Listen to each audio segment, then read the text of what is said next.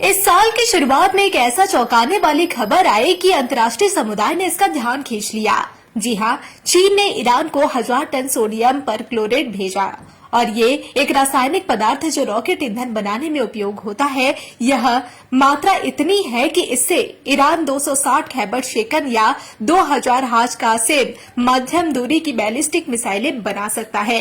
22 जनवरी 2025 को छपी एक रिपोर्ट के अनुसार एक shipment Islamic revolutionary guard corps यानी IRGC के लिए था। इसे 2 ईरानी जहाजों MV ग्लोबन और MV जयरान से बंदर अब्बास बंदरगाह तक पहुंचाया गया। आइए जानते हैं कि सोडियम परक्लोरेट की भूमिका और खैबर शेकन मिसाइल की विशेषताएं। 2 पश्चिमी देशों के सुरक्षा अधिकारियों के हवाले से बताया गया कि ईरान के 2 कार्गो जहाज गोलबन और जयरान चीन से 1000 टन सोडियम परक्लोरेट लेकर ईरान के लिए रवाना होने वाले हैं। रिपोर्ट में कहा गया है कि यह sodium perchlorate 960 ton ammonium perchlorate बना सकता है, जो सॉलिड रॉकेट प्रणोदक यानी प्रोपेलेंट का 70% हिस्सा है। इससे 1300 टन प्रोपेलेंट तैयार हो सकता है, जो 260 मध्यम दूरी की ईरानी मिसाइलों जैसे खैबर शेकन या हाज कासिम के लिए पर्याप्त है। रिपोर्ट के अनुसार ग्लोबन जहाज ने 34 कंटेनर और जयरान में 24 कंटेनर लोड किए।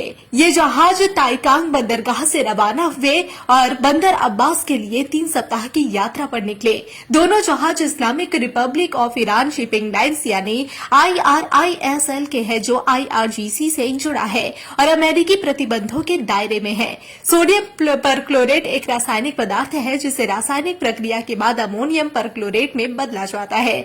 अमोनियम परक्लोरेट सॉलिड रॉकेट ईंधन का मुख्य घटक है जो मिसाइलों और रॉकेट्स को शक्ति देता है। यह 70% तक सॉलिड प्रोपेलेंट का हिस्सा होता है।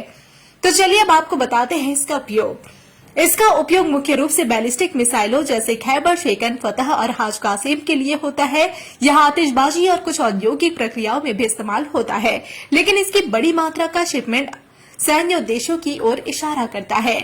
मात्रा का महत्व 1000 टन सोडियम परक्लोरेट से 960 टन अमोनियम परक्लोरेट बन सकता है, जो 1300 टन प्रोपेलेंट तैयार कर सकता है। यह 260 खैबर शेकन या 200 हाज कासिम मिसाइलों के लिए पर्याप्त है।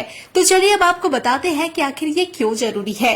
ईरान की मिसाइल उत्पादन सुविधाएं जैसे पार्शिन और खोजीर अक्टूबर 2024 में इजरायली हमलों में क्षतिग्रस्त हो गई थी। इस शिपमेंट से ईरान अपने मिसाइल भंडार को तेजी से फिर से भर सकता है।